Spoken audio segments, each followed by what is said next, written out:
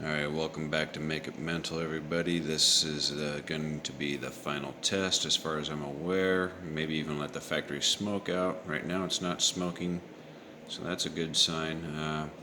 And again, just to reiterate for those who may have only seen this particular video, the whole reason why I did this series is to find out why this design, this direct drive, didn't work well. I mean, it seems to work well when I turn it this way, but there's something going on, and I wanted to duplicate that. In science, you should be able to duplicate it. Something should be repeatable. Not exactly the same layout, but the motor is sitting directly on the reduction gear, and you can see it poking out the bottom there, custom done.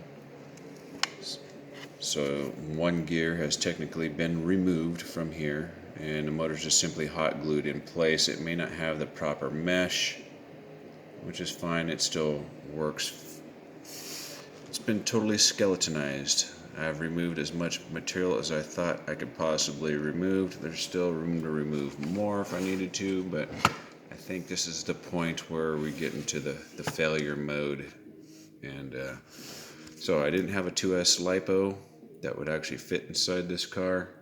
So I did have a 2S lithium ion battery pack, so I got that in there. That should do the trick. So let's verify that it operates. We'll hit the switch. Maybe I didn't plug it in. Hold on. Okay, we're getting to the point of failure, definitely. So there's this kind of an underview, skeletonized, and here's a little. Definitely sounds faster, but will the ESC be able to handle it? So I'm thinking that's the problem. The ESC cannot keep up with the demand of the motor, because the motor has to work under a harder load with this condition without the extra gear in it. So let's test it and see what happens.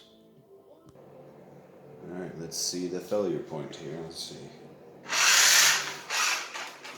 see. Yep, that's it right there. Truly guessing the ESC can't handle that, or the battery can't keep up with it, but my guess would be the ESC.